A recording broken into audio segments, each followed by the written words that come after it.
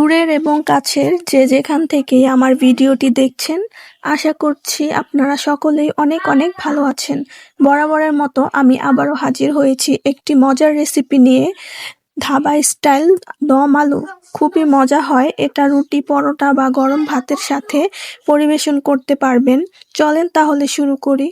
এর জন্য প্যানে নিয়ে নিব সয়াবিন তেল, এরপর দিয়ে দিব শুকনা মরিচ ৫-৬টি, রসুনের কোয়া দিয়ে দিচ্ছি ৫-৬টি, ২টা বড় পেঁয়াজ দিয়ে দিলাম। এখন নেড়ে চেড়ে কিছুক্ষণ ভেজে নিব। এরপর দিয়ে দিব মৌরি, ২টা টমেটো বড় সাইজের, ১ মুঠ কাজু। এখন আবারও কিছুক্ষণ ভালোভাবে ভেজে নিব।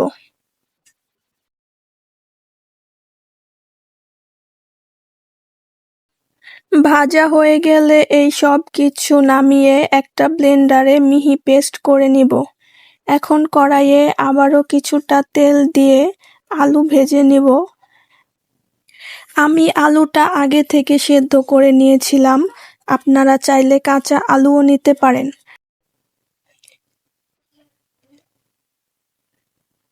আলুটা ভাজা হয়ে গেছে, এখন আমি আলুগুলো চুলা থেকে নামিয়ে নিচ্ছি। এখন দম আলু রান্না করার জন্য কড়াইয়ে দিয়ে দিলাম পেঁয়াজ আর তেল। পেঁয়াজটা খুব ভালোভাবে ভেজে নিব, বাদামি রং না আসা পর্যন্ত।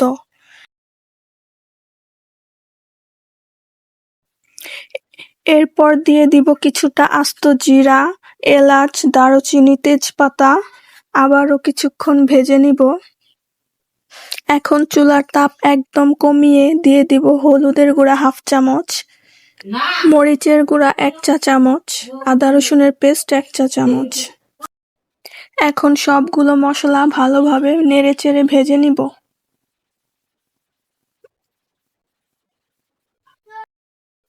এখন দিয়ে দিব প্রথমেই যে পেস্ট করে রেখেছিলাম ওইটা দিয়ে ভালোভাবে কষিয়ে নিব। একটু সময় নিয়ে কষাতে হবে যেন কাঁচা গন্ধটা চলে যায়।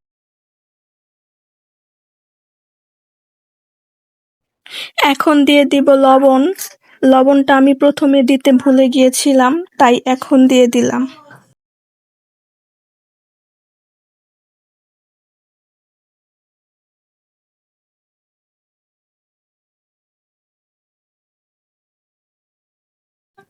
কষানো হয়ে গেছে, এখন দিয়ে দিব ভেজে রাখা আলু। আলু দিয়ে আবারও কিছুক্ষণ কষিয়ে নিব।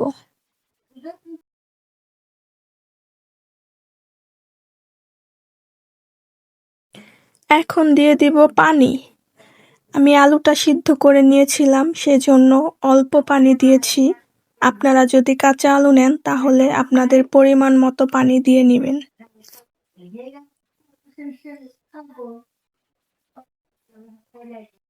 আলুটা আমি ঢেকে দিচ্ছি।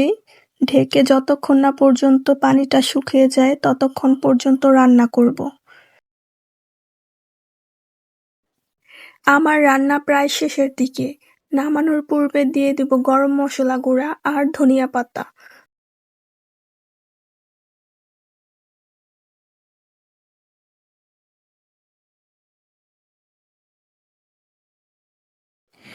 আমার রান্না শেষ, এখন আমি এটা চুলা থেকে নামিয়ে পরিবেশন করব। আপনারা চাইলে আমার রেসিপি ফলো করে বাসায় তৈরি করতে পারেন। আর আমার ভিডিও যদি আপনাদের কাছে ভালো লেগে থাকে তাহলে লাইক, কমেন্ট এবং পেজটাতে ফলো দিয়ে পাশে থাকবেন সবাই। আল্লাহ হাফেজ।